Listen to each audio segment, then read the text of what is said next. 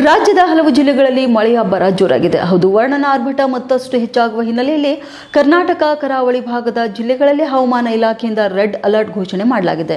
ಇನ್ನು ಎಲ್ಲೆಲ್ಲಿ ಮಳೆ ಅಲರ್ಟ್ ಆಗಿದೆ ಅಂತ ನೋಡಬೇಕಾದ್ರೆ ಉತ್ತರ ಕನ್ನಡ, ದಕ್ಷಿಣ ಕನ್ನಡ ಹಾಗೂ ಉಡುಪಿ ಜಿಲ್ಲೆಗಳಲ್ಲಿ ರೆಡ್ ಅಲರ್ಟ್ ಘೋಷಣೆ ಮಾಡಿದ್ದಾರೆ. ಇನ್ನು ಚಿಕ್ಕಮಗಳೂರು, ಶಿವಮೊಗ್ಗ, ಹಾಸನ, ಕೊಡಗಿನಲ್ಲಿ ಕೂಡ 2 ದಿನ ಆರೆಂಜ್ ಅಲರ್ಟ್ ಮುನ್ಸೂಚನೆ ನೀಡಲಾಗಿದೆ. ಇನ್ನು ಯೆಲ್ಲೋ ಅಲರ್ಟ್ ಎಲ್ಲೆಲ್ಲಿದೆ ಅಂತ ನೋಡಬೇಕಾದ್ರೆ ಮಂಡ್ಯ, ಮೈಸೂರು, ಚಾಮರಾಜನಗರ, ಕೋಲಾರ, ಚಿಕ್ಕಬಳ್ಳಾಪುರ, ಬೆಂಗಳೂರು ನಗರ, ಬೆಂಗಳೂರು ಗ್ರಾಮಾಂತರ, ತುಮಕೂರು, ಗದಗ, ರಾಯಚೂರು ಮತ್ತು ಯಾದಗಿರಿ ಮೋಡ ಕವಿದ ವಾತಾವರಣವಿದ್ದು 2 ದಿನಗಳ ಕಾಲ ಯೆಲ್ಲೋ ಅಲರ್ಟ್ ಕೂಡ ಘೋಷಿಸಲಾಗಿದೆ. ಇನ್ನು ಮೀನುಗಾರರು ಕೂಡ ಸಮುದ್ರಕ್ಕೆ ಇಳಿದಿರಿ ಎಂಬ ಘೋಷಣೆ ಕೂಡ ಕೇಳಿಬಂದಿದೆ. ಕರಾವಳಿಯ ಕೆಲವು ವ್ಯಾಪ್ತಿ ಪ್ರದೇಶಗಳಲ್ಲಿ ಮಳೆಯ ಜೊತೆಗೆ ಗಾಳಿಯ ವೇಗವು ಹೆಚ್ಚಾಗಲಿದೆ. ಹೀಗಾಗಿ ಮೀನುಗಾರರಿಗೆ ಸಮುದ್ರಕ್ಕೆ ಇಳಿಯದಂತೆ ಹವಾಮಾನ ಇಲಾಖೆ ಎಚ್ಚರಿಕೆ ನೀಡಿದೆ. ಇನ್ನು ಯಾವ್ಯಾವ ಜಿಲ್ಲೆಗಳಲ್ಲಿ ಸಾಧಾರಣ ಮಳೆ ಅಂತ ನೋಡಬೇಕಾದ್ರೆ ಹಾವೇರಿ, ವಿಜಯಪುರ, ವಿಜಯನಗರ, ಚಿತ್ರದುರ್ಗ ಜಿಲ್ಲೆಗಳಲ್ಲಿ ಮುಂದಿನ 4 ದಿನಗಳ ಕಾಲ ಮೋಡ ಕವಿದ ವಾತಾವರಣ ಇರಲಿದ್ದು ಹಗುರದಿಂದ ಕೂಡಿದಂತಹ ಸಾಧಾರಣ ಮಳೆಯಾಗುವ ಸಾಧ್ಯತೆ ಇದೆ ಎಂದು ಇಲಾಖೆ ತಿಳಿಸಿದೆ.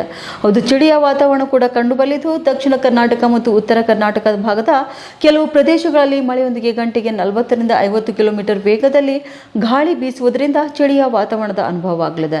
ಇನ್ನು ಭಾನುವಾರ ಶಿವಮೊಗ್ಗ, ಚಿಕ್ಕಮಗಳೂರು, ಕೊಡಗು, ಹಾಸನ, ಮಂಗಳೂರು, ಶೃಂಗೇರಿ, ಕೊಪ್ಪ, ಕಳಸ, ಸೋಮವಾರಪೇಟೆ, ರಾಯಚೂರು, ಕೊಪ್ಪಳ, ಯಾದಗಿರಿ, ಬೀದರ್, ಬೆಳಗಾವಿ, ದಾವಣಗೆರೆ ಜಿಲ್ಲೆಗಳಲ್ಲೂ ಕೂಡ ಹೆಚ್ಚಿನ ಮಳೆಯಾಗಿದೆ.